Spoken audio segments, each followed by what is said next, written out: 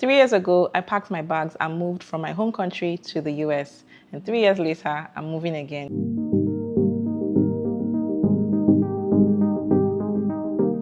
Hey guys, welcome. My name is Ella, and I talk about all things personal finance, organization, and productivity.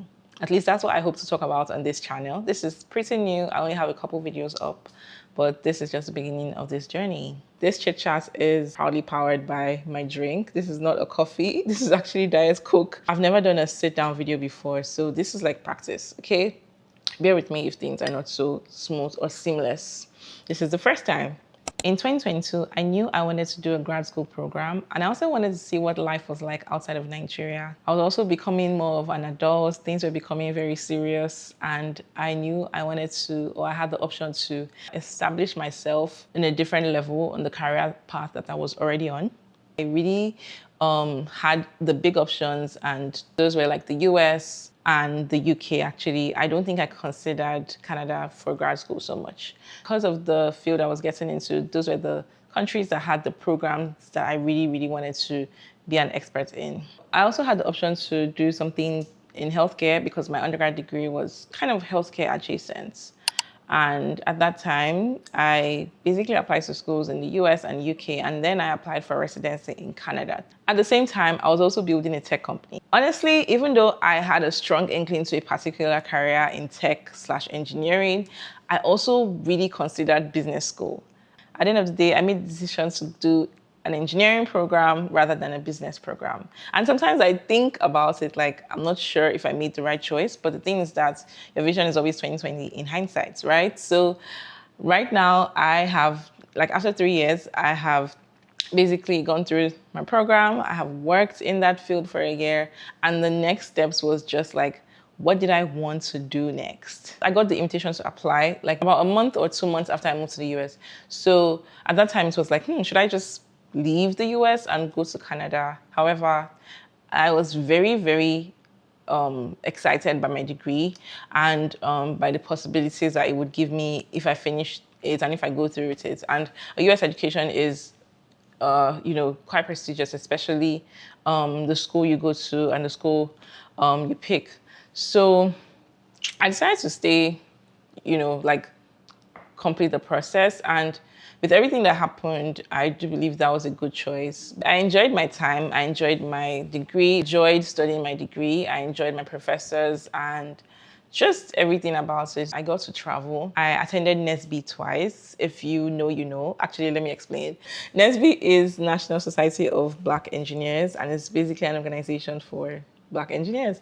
And so we had conferences every year and school chapters. And the first year, I went with them to Atlanta, and I was like, oh, I really want to be part of this. So I became a chapter officer and I went with them to Chicago the next year.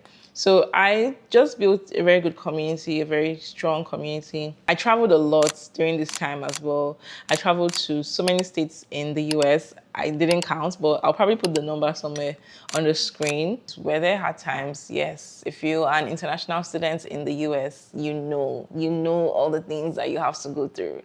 And just like how just like in every step, there is something you have to do, there's a hurdle you have to cross, from CPT, internships, and then after school, OPT, fees, the high fees, like if you're not on any scholarship or if you are not a GRE or a GTA, that kind of thing. And after that, I was like, you know what, let me just have American experience as well, while also looking at the job markets. Unfortunately, things kind of crashed last year with all the layoffs and everything. And I was able to get a remote job, and I really enjoy my job. I'm still working there right now. So I was like, I could live here and work here and just, still have this life and this career that I have gotten used to, basically. I felt like in the US, I was chasing something that I already had. I feel like I can plan and things are a bit more permanent here. I've only been here less than a week, to be honest. So now that I'm here, what next? I really want to, do a lot of personal things. Being in Canada feels more permanent than I felt past couple of years. I feel like I had so many things I wanted to start. and I could not because I just wasn't sure. Yeah, so I came into the year with like a clock of some sorts, like a to-do list of things that I wanted to finish up, and now I feel like I can start taking things off of this list. Of course, I want a Canadian job, and that'll just be the beginning.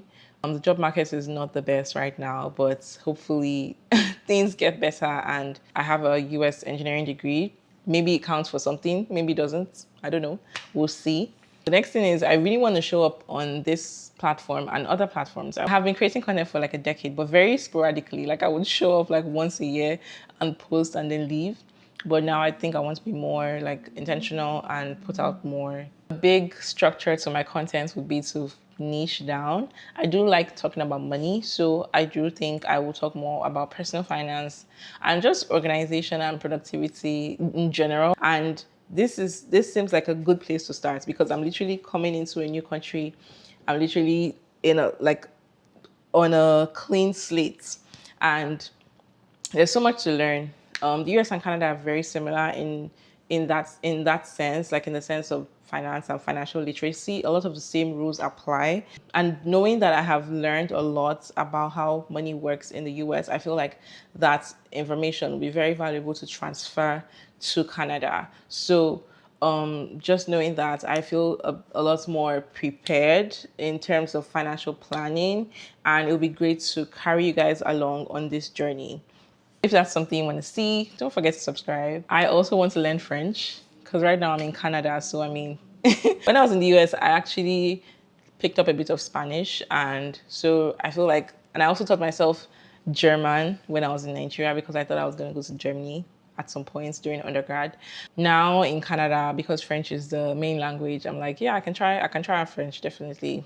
My other next plan is honestly to enjoy summer because when I was in the US, I lived in Michigan for the good part of the 3 years I was there, and Michigan can get extremely cold. I know that Canada is cold, but like from my own perspective, I've been to Canada a few times during the winter. I feel like they're quite comparable. We had like snowstorms. The cold was incredibly bad.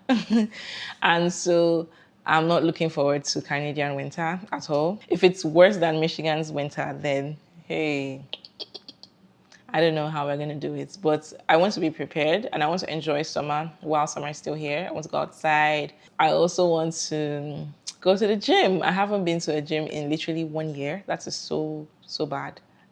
So I want to be more consistent with just being active, and what better time to start than literally in the summer.